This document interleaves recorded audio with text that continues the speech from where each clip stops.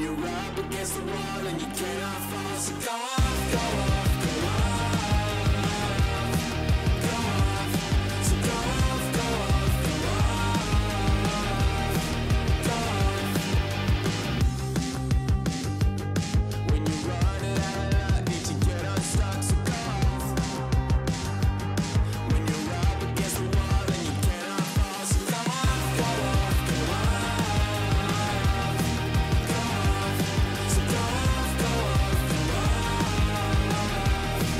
off. Hier haben wir für euch im Test das KT Ginsu. Ein Interview mit dem Shaper Kistabul haben wir vorab für euch schon mal bereitgestellt. Das hat der eine oder andere vielleicht schon gesehen. Es geht hier wirklich um ein neues Konzept mit einem Step im Volumenbereich, um möglichst mit dem Foil einen direkten Kontakt zu halten. Durch das Konzept haben wir hier das Hauptvolumen auf dem vorderen Fuß. Wie sich das auswirkt bei den ganzen Vorgängen beim Starten, beim Fahren, das sehen wir jetzt gleich hier im Test. When you're running out of luck, need to get unstuck, so go off. Um das transparent vergleichbar zu machen, ob sich das jetzt halt von der Leistung beim Anfahren, wie der Shaper sagt, auswirkt oder nicht. Erstmal zu unseren Testern von den Gewichten. Wir haben hier einmal 55 Kilogramm und einmal 80 Kilogramm vom Körpergewicht, knapp drüber, 82 Kilo.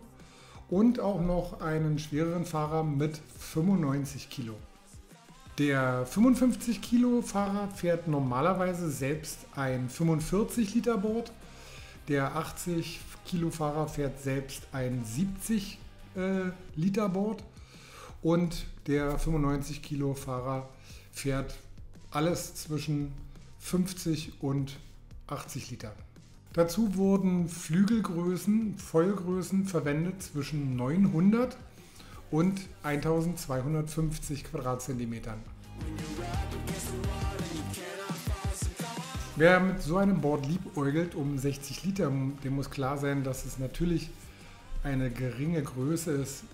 Zudem haben wir im Tail kein Volumen, sodass wir automatisch halt, wenn wir aufsteigen, halt hier schon oder am Sitzen eine starke Schräglage haben. Wir müssen deutlich mehr Gewicht auf den vorderen Bereich des Boards über die Nose bringen, um eine flache Gleitlage erzeugen zu können, um dann einen effektiven Anpumpvorgang starten zu können. Wenn wir jetzt hier in einer zu starken Schräglage sind, dann kommen wir mit dem Board überhaupt nicht ins Fahren. Logischerweise, weil es halt einfach das Wasser vor sich her schiebt. Also wichtig, erstmal zentrisch halt, ob man jetzt aus dem Sitzen ins Knien startet oder welchen Vorgang man bevorzugt. Wichtig halt, deutlich mehr Gewicht als normalerweise gewohnt auf den vorderen Fuß, damit man hier möglichst eine plane Gleitlage erzeugt. Hier sehen wir gerade halt, da haben wir viel Gewicht auch mittig verteilt und dann ist es beim Anpumpen einfach ein bisschen zu steil vom Winkel. Klar, wir brauchen auf jeden Fall einen sauber und gleichmäßig angeströmten Wing, damit der Startvorgang hier in dieser Volumengröße klappen kann. Nach zig Vergleichen auch mit den eigenen Modellen haben wir ein doch eher gleiches Angleitvermögen feststellen können, aber kein wirklich entscheidend besseres. Wir haben hier bei dieser Bordkonstruktion nicht die Möglichkeit, uns in eine Vorwärtsbewegung zu pumpen. Wir müssen wirklich schauen, dass wir gleich den Impuls direkt auf den Flügel bekommen und wenn das gelingt, dann ist der Start auch wirklich früh, weil natürlich durch diese frühe Abrisskante das Board nicht so lange benetzt wird vom Wasser wie normalerweise. Durch den Step im Volumen, der beträgt hier bei dem 72 Liter Modell 4 cm, verlieren wir natürlich eine gewisse Mastlänge, sprich halt das frühere Eintauchen oder Catchen eventuell eines Rails ist früher möglich, wenn man die gleiche Mastlänge wählt. Das muss natürlich auch dann selbstständig so angepasst werden. Allerdings ist der Shape von der Outliner ein bisschen in die Surf-Richtung geprägt, bisschen spitzere Nose halt, breiteste Stelle etwas weiter vorne, Tail ist etwas schlanker und diese wirklich perfekt geshapten Rails mit diesen leichten konkaven Bevels, die kriegt man auch nicht festgesaugt, selbst wenn man mal in leicht welligen Bedingungen mal ein bisschen aufsetzt, da bleibt der Rail hier immer schön frei. Also da muss man nur gucken, von den Bedingungen im Flachwasser wird es gar kein Thema sein, aber wenn man in der Welle fährt, in höheren Wellen, da kann es eventuell schon mal ein Thema sein. Ein weiterer Punkt bei den Shape-Merkmalen des Ginsu in 62 Liter ist der starke Nose-Rocker-Bereich. Durch diesen Nose-Rocker und auch natürlich diesen Step, den wir hin haben, haben wir insgesamt eine doch recht starke Kurve. Und wir haben beim Einsetzen, auch beim leichten Touchdown, waren Wellen hier so gut wie gar kein Abbremsen, was natürlich halt auch beim Springen extrem vorteilhaft ist, was die Landung angeht. Man wird hier insgesamt nicht besonders stark abgebremst, einfach weil sehr wenig Fläche des Boards kurz nur die Wasseroberfläche berührt. Klar, nicht jeder Sprung oder jede Landung wird voll zu voll ausgeübt. Je weniger ich hier abgebremst werde bei der Landung, desto mehr Vorwärtsgeschwindigkeit bleibt erhalten. Sprich, ich bin auch ganz schnell wieder auf dem Flügel.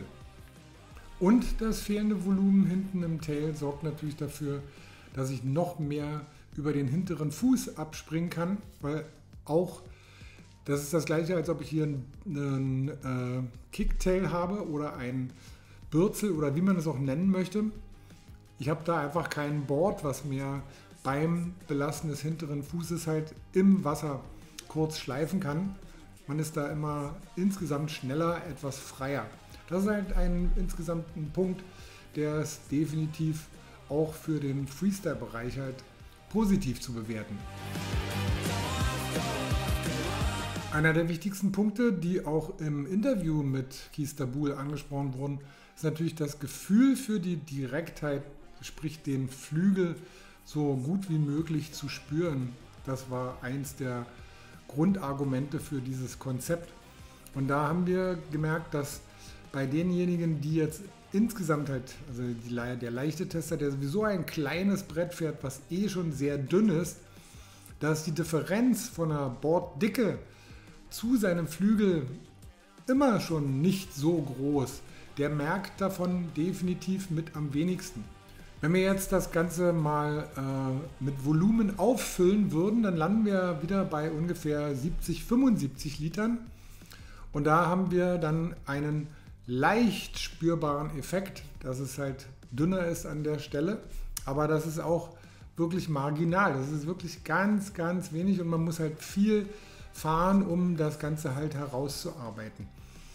Sicherlich ist halt bei den sehr großen Größen dieses Konzept am effizientesten, was das Gefühl angeht. Klar, sehr große, volumige Boards sind natürlich halt immer dicker und haben dann natürlich am wenigsten direkt das Gefühl für den Flügel. Das wird bei dem Konzept sicherlich deutlich besser, aber genau können wir es natürlich nicht erklären, weil wir hier nur mit 62 Liter im Test gearbeitet haben. Insgesamt haben wir im Test festgestellt, auf jeden Fall ist das Ganze hier ein sehr interessantes Konzept. Das bietet, wenn man sich ein bisschen darauf eingestellt hat, gerade halt die etwas höhere Last beim Starten auf dem vorderen Fuß, da muss man ein bisschen mehr balancieren. Insgesamt bei 62 Litern muss man sowieso schon natürlich ein gutes Gleichgewichtsgefühl besitzen für den Start. Nichtsdestotrotz ist das Ganze hier gut von den Aufstiegswerten, aber auch von unserer Seite her nicht so exorbitant, dass man sagen würde, es wäre jetzt besser als bei konventionellen Modellen. Das konnten wir wirklich bei noch so vielen Vergleichen einfach nicht feststellen. Grundsätzlich ist einfach, dass das Shape-Konzept und die Details hier, so wie auch bei dem von uns zuvor getesteten Wing Drifter, einfach, es handelt sich hier um ein exzellentes Board. Die Rails sind perfekt geshaped, die Winkel der Nose sind optimal, um dieses Konzept zu unterstützen. Der Trim war bei unterschiedlichsten Flügeln absolut optimal und sehr variabel zu wählen.